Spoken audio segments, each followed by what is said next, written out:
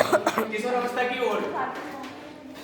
देखो वृद्धि एक प्राकृतिक क्रम है जीवन काल की वह अवधि जब शरीर में ऐसे परिवर्तन होते हैं जिसके परिणाम स्वरूप जनन परिपक्वता आती है। क्या कहलाती है? किशोर अवस्था। किशोर अवस्था का मतलब क्या है? एक ही नाम से याद रखो, जनन परिपक्वता।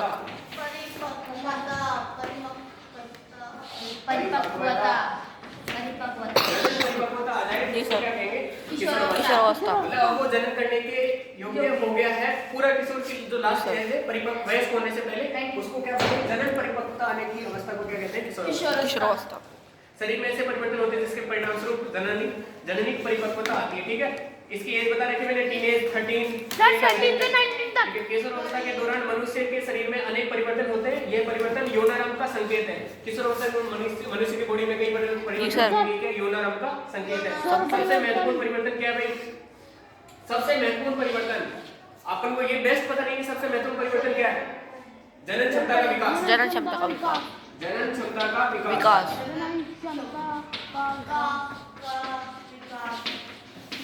ये सबसे महत्वपूर्ण परिवर्तन है, जनन क्षमता का विकास। किशोर अवस्था की जनन परिपक्वता के साथ ही यौनारंभ समाप्त हो जाता है। ठीक है, यौनारंभ समाप्त हो जाएगा जनन परिपक्वता के। यौनारंभ में होने वाले परिवर्तन बताओ भाई। लंबाई में वृद्धि, स्वरयंत्र में परिवर्तन, आवाज में, हाँ बिल्कुल आवाज आना चाहिए। और जनन का विकास, मानसिक बुद्धि का विकास। यौनारंभ में जो परिवर्तन होते हैं, लंबाई में वृद्धि, पहला लंबाई में वृद्धि, शारीरिक आकृति में परिवर्तन, शारीरिक आकृति में स्वर में परिवर्तन,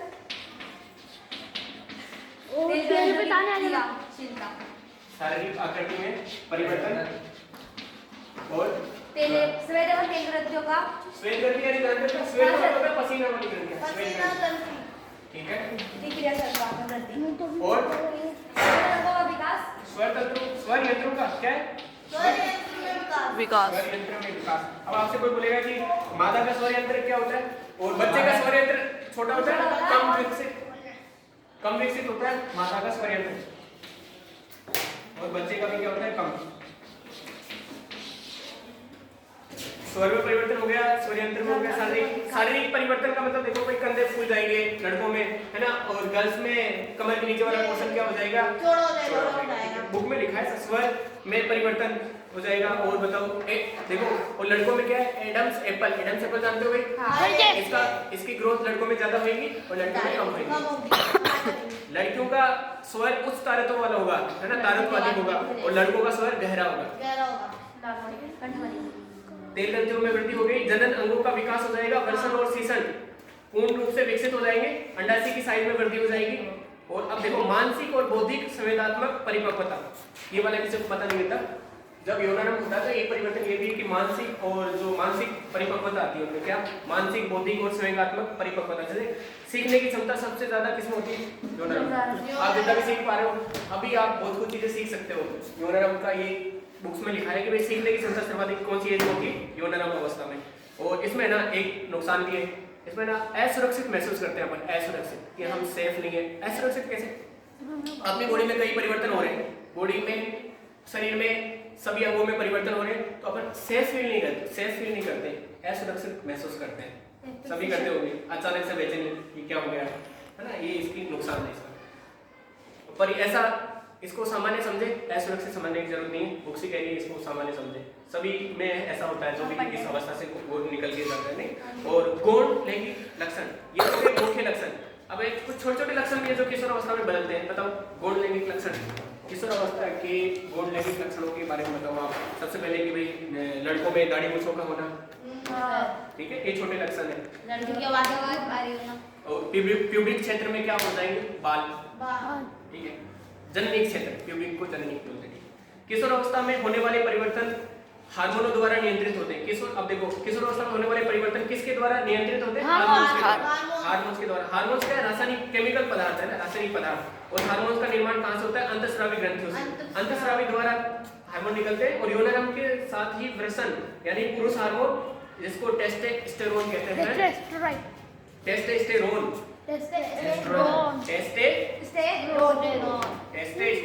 पुरुष का हार्मोन है, और इसको वर्सन हार्मोन कहते हैं। और ये लड़कों में परिवर्तन का कारक है, ठीक है। और लड़कियों में क्या है? एस्ट्रोजन। और तब देखो लड़कों में परिवर्तन का कारक क्या है? बालों का आना, दाढ़ी वगैरह किससे आ रही है? टेस्टोस्टेरोन से। लड़कियों में एस्ट्रोजन का मतलब दुग्ध ग्रंथियों का विकास, स्तन का विकास, ये सारे क्या है?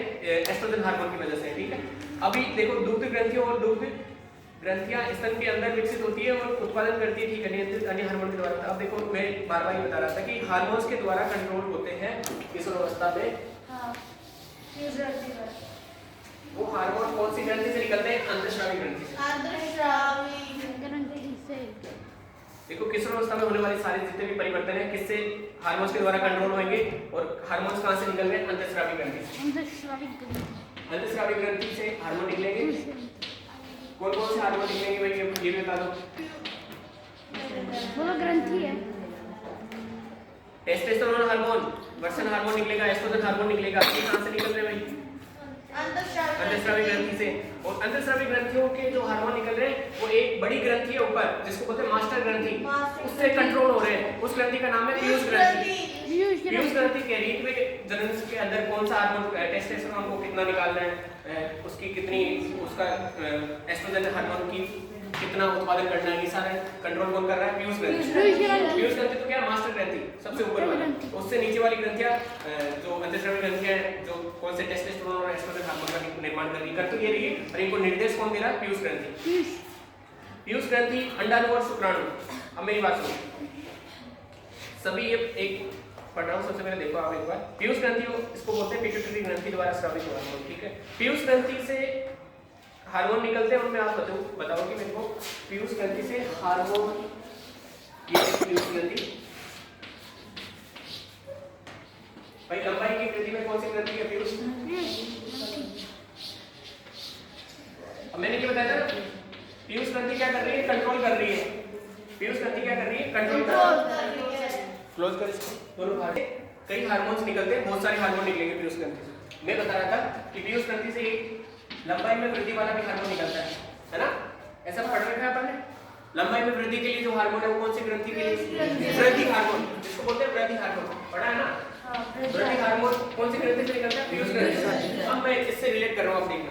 पीयूष ग्रंथि से कई सारे हार्मोन निकलते हैं। पीयूष ग्रंथि से कई हार्मोन्स निकलते हैं, कई हार्मोन्स निकलेंगे। उनमें से एक हार्मोन क्या है भाई?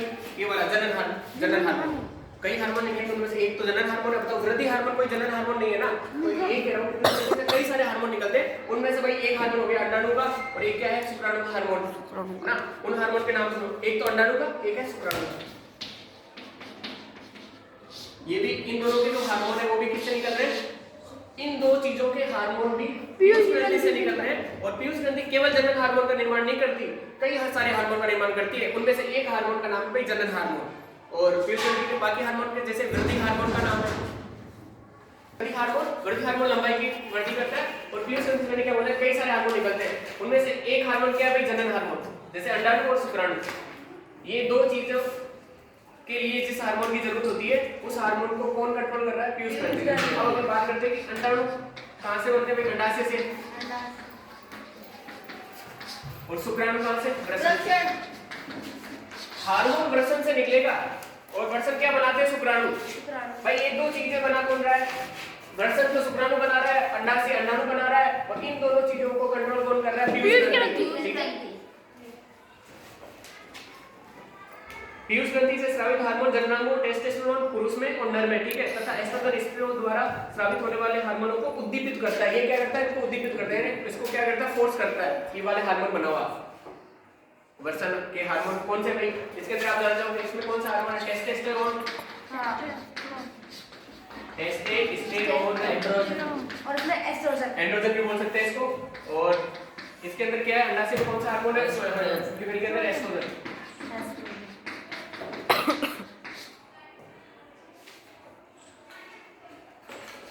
मानव में जनन काल की अवधि के लिए बताओ। सबसे पहले जनन की अवस्था 10 से 12 साल की एज में ना जनन अवस्था प्रारंभ हो जाती है। 10 से 12 एज में सबको पता है भाई, इसके टाइम में 10 से 12 एज में शुरू होती है और चलती कहां से कहां तक है? 45 से 50 एज तक।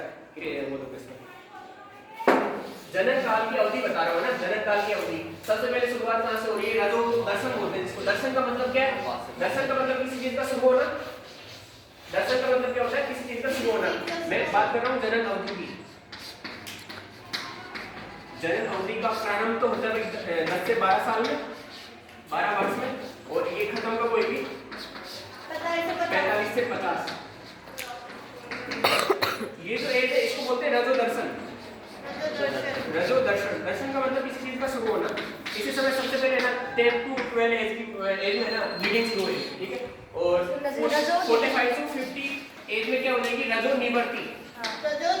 निवर्ती का मतलब उनसे वो निवर्त हो गए, उनसे वो निवर्त हो गए, उन्होंने वो ब्लीडिंग से वो क्या हो गए? निवर्त। अब ब्लीडिंग नहीं हुई, ठीक है? अब आपको पता है ब्लीडिंग नहीं होगी तो अंडा नहीं बनेगा, अंडा नहीं बनेगा तो अब नहीं फीमेल है ना, अब ये बच्चे पैदा नहीं कर सकती, ठीक है? जनन काल की अवधि बता दी मैंने, आगे देखो। पहला ऋतुस्राव को क्या बोलते हैं? रजो दर्शन।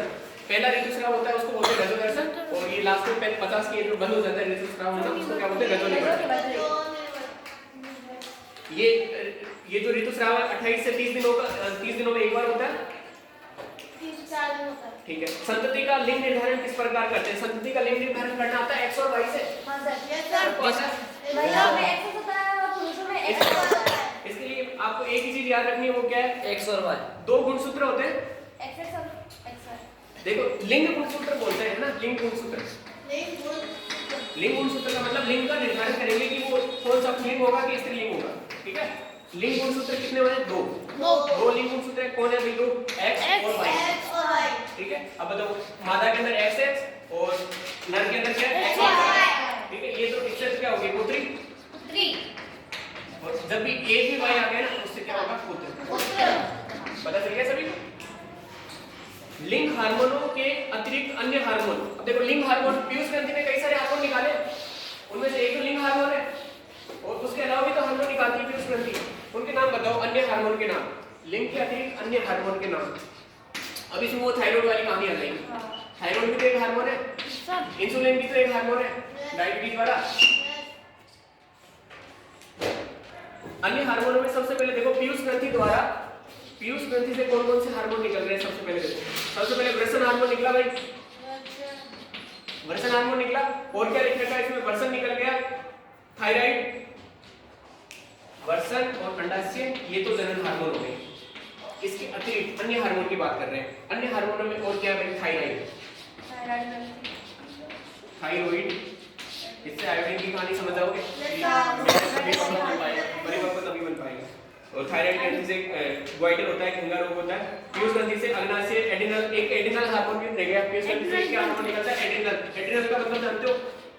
एड्रिनल हार्मोन, एड्रिनल ग्रंथि स्रावित करती है।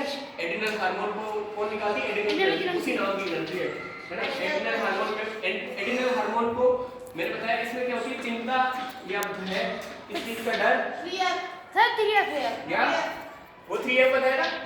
3F तो मैं अब बड़ी कक्षा में जाएंगे तो 3F पढ़ाएंगे, फाइट, फियर, फ्लाइट, है ना? पर आपकी बुक में क्या लिखा है? चिंता, भय वगैरह की कंडीशन होती है तो कौन सा हार्मोन निकलता है? एड्रिनल हार्मोन, ठीक है? ये अब मैं पढ़ के बता दूं। पीयूष ग्रंथि, वृषण, अंडाशय के अतिरिक्त हमारे शरीर में थायराइड, अग्नाशय एवं एड्रिनल हार्मोन जैसे कई हार्मोनों का निर्माण करती है, ठीक है? इसमें थायराइड ग्रंथि में ग्वाइटर रोग होता है जिसमें गला फूल जाता है, ठीक है? और थायरोक्सिन हार्मोन का, अब देखो ये जो थायराइड ग्रंथि है, थायराइड ग्रंथि का निर्माण नहीं हो रहा। थायराइड ग्रंथि से कौन सा हार्मोन बनेगा? थायरोक्सिन। थायराइड ग्रंथि से कौन सा हार्मोन है? थायरोक्सिन। थायराइड ग्रंथि से कौन सा हार्मोन? Thyroxine hormone. अब मैं ये से कह रहा हूं आपको कि थायरोक्सिन हार्मोन नहीं बना, थायरोक्सिन हार्मोन का निर्माण नहीं हुआ, थायरोक्सिन हार्मोन का स्राव यानी निकलना, हार्मोन का स्राव नहीं हुआ तो क्या होगा? थायरोक्सिन हार्मोन का स्राव नहीं हुआ ना तो क्या होएगा? ग्वाइटर, ठीक है? ग्वाइटर रोग कैसे होएगा? ग्वाइटर ऐसे लिखा है बुक में, ग्वाइटर रोग कैसे होएगा? जब थायरोक्सिन हार्मोन का निर्माण नहीं होएगा। और थायरोक्सिन हार्मोन को निकालती है थायराइड ग्रंथि। थायराइड ग्रंथि सेम ग्रंथि सेम तरह का हार्मोन निकालती है, पर ग्वाइटर रोग हुआ ना, रोग, ग्वाइटर क्या है? रोग है जिसमें गला फूल जाता है। भाई रोग हुआ तो किसी चीज की कमी हुई ना अपने शरीर में, कौन सी कमी हुई? आयोडीन की कमी हुई। आयोडीन, थायरोक्सिन हार्मोन का निर्माण के लिए कौन सी चीज जरूरी है आयोडीन? आयोडीन। अब आपको बता देंगे कि मेटल हाँ नमक नहीं होता है। और मेटल को नमक की आयरन की जरूरत पड़ती है। ठीक है। तो मेटल को बस देखो थायरोक्सिन हार्मोन का उत्पादन नहीं हो रहा तो वो किस रोग से पीड़ित है? वाइट रोग से। अब अपन इंसुलिन के बारे में देखो। डायबिटीज, सभी लोग बोल रहे हैं डायबिटीज में क्या हो रहा है? इंसुलिन हार्मोन का निर्माण नहीं हो रहा है। दो रोग हैं, एक तो डायबिटीज रोग, एक वाइटर रोग। दोनों ही रोग हैं। क्या है डायबिटीज? डायबिटीज को हिंदी में बोलते हैं मधुमेह। मधु का मतलब शुगर और इसी को क्या बोलते हैं? डायबिटीज। मधुमेह है रोग जिसको डायबिटीज बोलते हैं इंग्लिश में। ये जो डायबिटीज रोग है ये किसकी कमी से होता है ये बताओ? इसमें भी एक चीज की कमी है, वो क्या है? इंसुलिन हार्मोन नहीं बन रहा। कौन सा हार्मोन नहीं बन रहा? Insulin hormone. ये वाला रोग कब होएगा? जब इंसुलिन हार्मोन नहीं बनेगा। जब इंसुलिन साथ में बोलो सारे इंसुलिन हार्मोन नहीं बनेगा। इंसुलिन हार्मोन नहीं बनेगा तो क्या हो जाएगी? डायबिटीज। इंसुलिन हार्मोन नहीं बनेगा तो क्या होगी? डायबिटीज। इंसुलिन हार्मोन अग्नाशय ग्रंथि से निकलता है। कौन सी ग्रंथि से? अग्नाशय ग्रंथि से। एड्रेनलिन के बारे में बता दें। एड्रेनल हार्मोन का स्राव करती है एड्रेनलिन ग्रंथि और जिसमें क्या होता है? क्रोध, चिंता, उत्तेजना की अवस्था आती है, तनाव का संयोजन होता है। 3F है वो वाला ना। 3F से याद रखना, पर आपने एग्जाम में ऐसे लिखना है कि क्रोध, चिंता, उत्तेजना ये सारी एड्रेनल हार्मोन से निकलते हैं। ठीक है। पीयूष ग्रंथि वृद्धि हार्मोन का निर्माण करती है। थायरोक्सिन के बारे में एक मेंडल की कहानी और देख लो। मेंडल में थायराइड द्वारा स्रावित हार्मोन थायरोक्सिन हार्मोन का नियमन करता है। थायरोक्सिन हार्मोन जल में आयोडीन की उपस्थिति, थायरोक्सिन हार्मोन के स्राव के लिए जल में आयोडीन की उपस्थिति अनिवार्य है। जल में आयोडीन नहीं होगा तो थायरोक्सिन हार्मोन नहीं बनेगा। थायरोक्सिन हार्मोन नहीं बनेगा तो क्या होगा? टेडपोल वृद्धि नहीं कर पाएगा। ठीक है। टेडपोल वयस्क मेंढक नहीं बन पाएगा। क्यों? क्योंकि थायरोक्सिन हार्मोन का निर्माण नहीं हुआ। थायरोक्सिन हार्मोन का निर्माण नहीं हुआ है। थायरोक्सिन हार्मोन का निर्माण क्यों नहीं हुआ है? जल में आयोडीन की मात्रा नहीं है। जल में आयोडीन नहीं है। जल में आयोडीन नहीं होगा तो थायरोक्सिन हार्मोन का स्राव नहीं होगा। थायरोक्सिन हार्मोन का स्राव नहीं होगा तो मेंढक, टेडपोल जो मेंढक है वो वयस्क मेंढक में कभी बदलेगा ही नहीं। टेडपोल ही नहीं, खत्म हो जाएगा। वयस्क अवस्था में बदलेगा ही नहीं। जननात्मक स्वास्थ्य, जननात्मक स्वास्थ्य में स्वच्छता और सफाई का ध्यान रखेंगे। चिप्स नहीं लेंगे, चिप्स नहीं खाएंगे जो भी किशोर लोग हैं।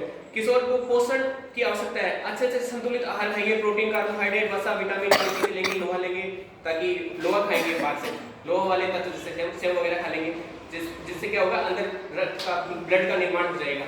किशोर में सबसे ज्यादा ब्लड की जरूरत होनी चाहिए ना भाई। ब्लड हो तभी तो बॉडी एक रियल शेप में रहेगी। ये किशोरों को क्या क्या जननात्मक स्वास्थ्य, क्या सफाई का ध्यान रखेंगे, चिप्स नहीं खाएंगे, संतुलित आहार का सेवन करेंगे, शारीरिक व्यायाम भी करेंगे। किशोर क्या क्या करेंगे? जननात्मक स्वास्थ्य वाला आएगा तो अपन को बताना है। सबसे पहले बताओ, दो तो मैंने बता दिया, वापस रिपीट करो। जननात्मक स्वास्थ्य में क्या? सफाई और स्वच्छता का ध्यान रखेंगे। वो तो पूछ रही थी ना कि जननात्मक स्वास्थ्य या फिर किशोर कैसा महसूस करते हैं, ऐसा कुछ खाना है। जननात्मक स्वास्थ्य में क्या है? व्यायाम करेंगे और साफ और सफाई का, स्वच्छता का ध्यान रखेंगे। व्यायाम, शारीरिक व्यायाम भी तो करेंगे।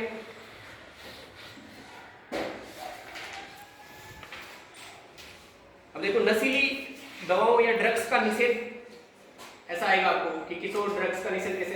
ड्रग्स क्यों लेते हैं अपन? ड्रग्स इसलिए लेते हैं कि अपन को ना एकदम तुरंत है ना कुछ एनर्जी चाहिए, तुरंत एनर्जी चाहिए। हालांकि वो हानिकारक है, अपन ड्रग्स इसलिए लेते हैं। पर ड्रग्स तनाव, जब भी अपन टेंशन में होते हैं तो ड्रग्स या सिगरेट पीते हैं लोग, टेंशन में रहते हैं, तो इनसे रिलीफ पाने के लिए इन ड्रग्स का यूज किया जाता है। और एक बार लत पड़ जाएगी तो ड्रग्स कभी हटेगी, मतलब अपन लेने की होती रहेगी। आगे आ रहा है एड्स। एड्स किससे होता है? एड्स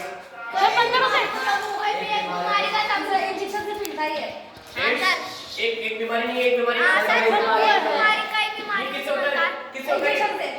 इंजेक्शन से। अब मैं बात कर रहा हूँ ड्रग्स की। ड्रग्स, अब बताओ ड्रग्स इतनी भी है ना, ड्रग्स कुछ ड्रग्स है ना नाक से लेते हैं। आपने कई मूवियों में देखा होगा, नाक से कुछ ना कुछ गांजा वगैरह लेते रहते हैं। कैसे? नाक से ले लिया, सूंघते हैं ना कोई चीजें, ड्रग्स को सूंघते हैं। तो ड्रग्स एक तो सूंघ के ले सकते हैं नाक से, दूसरा है ना ड्रग्स है ना सिरिंज से भी लेते हैं। सिरिंज इंजेक्शन से भी ड्रग्स अपने बॉडी में ली जाती है। ठीक है, सिरिंज से। अब मैं बात कर रहा हूँ एड्स की। एड्स एक बीमारियों का समूह है और ये किससे होता है? जीवाणु से, बैक्टीरिया से या फिर वायरस से?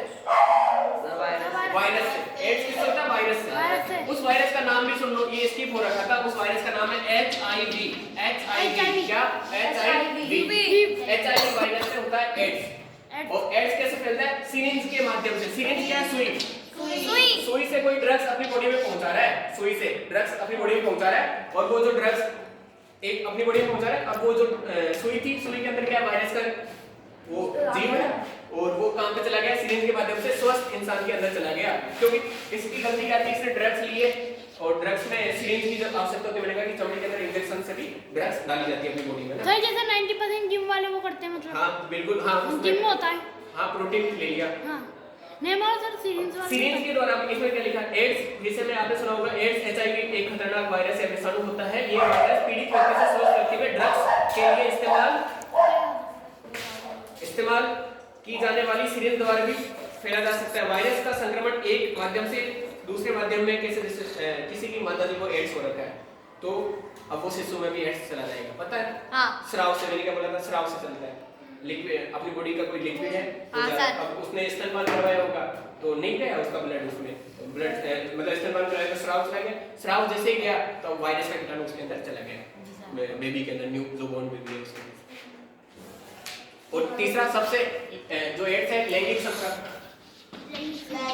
भाई बहुत ज्यादा लैंगिक संपर्क होएगा, कई लोगों से रिलेशन रहेंगे ना, मैक्सिमम लोगों से, तो ये वाली बीमारी का जन्म होता है। सबसे पहले बताया था कि बीमारी नेचर के साथ छेड़खानी करने से होती है। हाँ वायरस,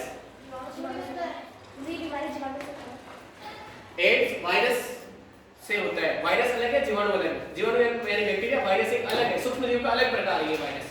और वायरस का नाम क्या है? HIV virus. बल वाले चैप्टर को है ना, एक बार ब्रीफली कर रहा हूँ, पूरा नहीं पढ़ा रहा। बल के अंदर आप देखोगे, बल वस्तु की गति की अवस्था में परिवर्तन करता है। बल वस्तु की गति की अवस्था में परिवर्तन करता है। क्रिकेट बॉल आ रही है, किसी ने क्रिकेट बॉल सामने से आ रही है बैट पे, और किसी ने ऐसे बैट लगाया तो तुरंत दिशा में परिवर्तन हो गया ना, छक्का लग गया, परिवर्तन हो गया। ये क्या है? बल वस्तु की गति की दिशा में परिवर्तन करता है। क्रिकेट वाला एग्जांपल दे लेना, बॉल आ रही है, उसकी दिशा बदल गई, इधर आ रही थी पर जा वापस वैसे रही है, क्योंकि बॉल बैट से बॉल टकराती है तो वापस उल्टी दिशा में चली जाती है। बताओ, दिशा में परिवर्तन हो गया बल के माध्यम से। आकृति में परिवर्तन कर सकते हैं बल के द्वारा। सीट, साइकिल की सीट पे जग जाती है, अपन घर पे आटा गूंथते हैं तो उसकी भी साइज कम हो जाती है। और हाँ, जैसे वो वाला एग्जांपल बताया था कार्टून वाला, आकृति में परिवर्तन देखो, किसी विराम अवस्था से वस्तु को गति में लाया जा सकता है। चाल में परिवर्तन होता है, दिशा में परिवर्तन, आकृति में परिवर्तन। ठीक है। संपर्क बल, संपर्क बल में सबसे पहले पेशीय बल का उदाहरण बता रखा है। पेशीय बल का सबसे अच्छा है वस्तुओं को खींचना, बैल घोड़े गधे जितने भी होते हैं वो वस्तुओं को खींचते हैं। बताओ इसमें कौन सा बल है? पेशीय बल। इसमें क्या है? पेशीय बल। अब देखो ये आगे जो बैल लगे वो क्या है? पूरे को पीछे वाले सामान को खींच रहे हैं,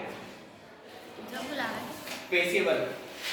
पेशीय बल में संपर्क की आवश्यकता होती है। पेशीय एक संपर्क बल है, संपर्क कांटेक्ट होता है ना पेशीय, मांसपेशियों से अपन लगाते हैं बल, तो उसमें क्या है? संपर्क बल है। पेशीय बल कौन सा, कैसा बल है? संपर्क बल।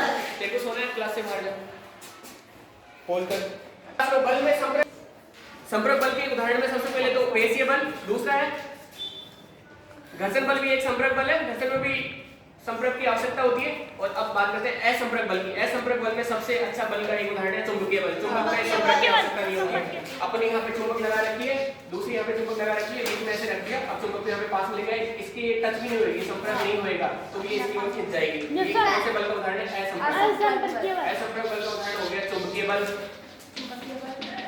चुंबकीय बल और स्थिर विद्युत बल भी इसका ही उदाहरण है। स्थिर स्केल वाला प्रैक्टिकल किया था, स्केल और कागज वाला, वो क्या है? विद्युत बल। उसमें क्या आवेश, विपरीत आवेश, प्लस माइनस और माइनस प्लस। ये असंपर्क बल का उदाहरण है। गुरुत्वाकर्षण बल कैसा बल है? संपर्क बल की असंपर्क बल? असंपर्क बल। हाँ असंपर्क बल है। असंपर्क बल है। गुरुत्वाकर्षण असंपर्क बल है। हमेशा मौजूद है। हाँ गिरा दे।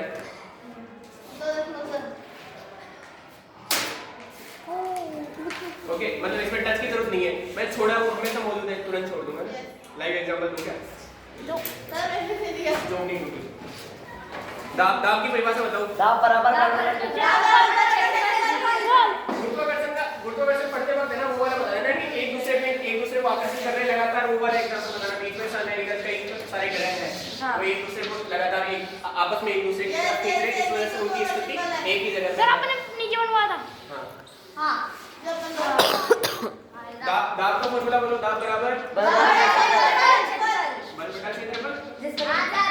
इकाई अब इसका उपयोग बताओ। उपयोग पूछेगा आपसे। उपयोग मैं जल्दी से बता रहा हूँ। इसमें एक कील वाला क्वेश्चन आता है, एक चाकू वाला क्वेश्चन आता है। चाकू तीखा है और एक मोटा है, ठीक है। कील एक मोटी है, एक नुकीली है। एक क्वेश्चन आता है बेग की पट्टियां। बेग है अपना बेग, उसकी पट्टियां चौड़ी होती है। पट्टियां चौड़ी क्यों हो रही है? चौड़ी पट्टी क्यों होती है? क्षेत्रफल बढ़ाने के लिए। क्षेत्रफल बढ़ाने के लिए पट्टी चौड़ी होगी और क्षेत्रफल बढ़ेगा तो दाब कम हो जाएगा, अपन को वजन कम लगेगा। एक पुली का एग्जांपल आता है। पुली जब भी वजन को सर पे रखता है तो एक टावल लगा लेता है, तौले लगा लेता है। तौले ऐसे लगाते हैं, इससे क्या हो गया? इससे इसका मतलब क्या है? ये वाला तौले ऐसे लगा रहा है, क्षेत्रफल बढ़ेगा तो दाब कम लगेगा, ठीक है। क्षेत्रफल बढ़ाने के लिए, ठीक है, तौले लपेटता है। इसका उदाहरण बता दिया। और कौन सा दे रखा है? थैले की पट्टियां चौड़ी बनाई जाती है क्योंकि क्षेत्रफल बढ़ा सके। नुकीले सिरे वाले का क्षेत्रफल इसके शीर्ष की अपेक्षा अधिक होता है, ठीक है। वो नुकीली निडल वाला, ये वाला एग्जांपल है, कील वाला। एक चौड़ी है, एक क्या नुकीली है। क्षेत्रफल किसमें ज्यादा है? चौड़ी में। अब उसमें क्या दाब कम लगेगा, अपने लिए फायदेमंद है। वायुमंडलीय दाब। वायुमंडलीय दाब के बारे में बताओ। हमारे चारों ओर वायु है, ठीक है। वायु द्वारा लगाया गया दाब कौन सा है? वायुमंडलीय दाब। वायु द्वारा लगाए गए दाब को क्या बोलते हैं? वायुमंडलीय दाब। गुरुत्व एक वायुमंडलीय दाब के बराबर होता है। गुरुत्वीय बल है ना, गुरुत्वीय बल, गुरुत्वाकर्षण बल, वो क्या है? वायुमंडलीय दाब के बराबर है। एक लाइन याद रखिए, सत्य असत्य में आ सकता है। गुरुत्वाकर्षण बल जो है, गुरुत्वीय बल, वो वायुमंडलीय दाब के बराबर होता है। वायुमंडलीय दाब में ऊंचाई का रोल होता है ना, ऊंचाई का। मैंने एक डायग्राम बनाया था ऐसे करके। इसमें पानी भरा है, यहाँ पे P नोट है, यहाँ पे H हाइट पे कितना होगा? P नोट प्लस कुछ H, रो जी H। और दूसरा ऐसे बताया था, दूसरा क्षेत्रफल यहाँ पे बड़ा कर दूंगा, इसको मैं नीचे करूंगा, ये पड़ेगा। वायुमंडलीय दाब हो गया, इसकी परिभाषा बता दी। ऊंचाई, अब देखो वायुमंडलीय दाब का मतलब क्या है? शरीर अंदर का दाब भी, देखो वायुमंडलीय दाब हमारे शरीर के अंदर का दाब भी वायुमंडलीय दाब के बराबर होता है। ये वाली लाइन, वरना सर फट जाएगा। वो लाइन क्वेश्चन था ना लेस वन में। हमारे शरीर के, देखो मेरे सर के ऊपर कौन सा लग रहा है? P नोट दाब लग रहा है। P नोट दाब लग रहा है मेरे सर पे, है ना। P नोट दाब लग रहा है। P नोट क्या है? मेरे सर पे P नोट दाब लग रहा है। ऊपर से हवा का, वायु के द्वारा जो दाब लग रहा है उसको क्या बोलते हैं? मेरा सर भी नीचे से ऊपर क्या लगा रहा है? P नोट दाब लगा रहा है। इस वजह से सर उसी स्टेज में, अगर ऐसा होता ऊपर, अब क्वेश्चन ऐसा आता है कि वायुमंडलीय दाब को हटा दे, ऊपर वाला दाब हटा दे और नीचे से सर में से क्या लग रहा है? P नोट दाब। P नोट दाब की मान कितना है? 1/10 की पावर 5। सर फट जाएगा, तो सर पूरा फट जाएगा। ऊपर से वायुमंडलीय दाब हटा दे तो सर फट जाएगा। हमारे, देखो हमारे शरीर के अंदर का दाब भी वायुमंडलीय दाब के बराबर होता है। ये बराबर के दाब को संतुलित कर देता है, ठीक है। एक एग्जांपल दिया था, ये वाला घोड़े वाला एग्जांपल। ये जो घोड़े का एग्जांपल है, इसमें देखो, इसमें बीच में ना ये दो वो बना रखे, ये दो क्या है? लोहे के ऐसे कटोरे, ऐसे लोहे की कटोरे। इसमें से हवा निकाल दी, इसमें से हवा जैसे ही निकाली, इसमें हवा नहीं है, अब इसमें वायुमंडलीय दाब नहीं है। वायु के द्वारा लगाया गया दाब वायुमंडलीय दाब। हवा ही निकाल दी तो अब वायु नहीं है तो वायुमंडलीय दाब नहीं होगा। अब ये वाली है ना, अब देखो इधर से घोड़े खींच रहे इसको और इधर से खींच रहे, अब ये दोनों अलग नहीं हो पा रहे। कितने घोड़े खींच रहे? नहीं हो पा रहे, क्योंकि P नोट वायुमंडलीय दाब कितना ज्यादा हो गया? अंदर कुछ है ही नहीं, बाहर से तो पूरा वायु दाब लगा रही है, अंदर से कोई कुछ नहीं लगा रहा। और इसमें उल्टा क्या था? सर वाले में अंदर से पूरा सर दाब लगा रहा है, ऊपर से वायुमंडलीय दाब हटा दिया। अब देखो हवा निकाल देते तो वायुमंडलीय दाब का मतलब है हवा के द्वारा लगाया गया दाब। घर्षण के बारे में, घर्षण को प्रभावित करने वाले कारक, घर्षण को प्रभावित करने वाले कारक बताओ। घर्षण बताओ, इसमें ज्यादा लगेगा या इसमें? ऊपर वाले में। सर ऊपर वाले में। नीचे वाले में। घर्षण तो इसमें ज्यादा लगेगा। ये खुरदरी सतह, ये तो चिकनी है ना, है। इसमें घर्षण कम लगेगा, इसमें तो कम लगेगा, इसमें ज्यादा लगेगा। इसमें अनियमितता है ना, नियमित नहीं है, ये नियमित है। ये नियमित परावर्तन है, विशेष परावर्तन है। ये विपरीत है, ये नियमित है।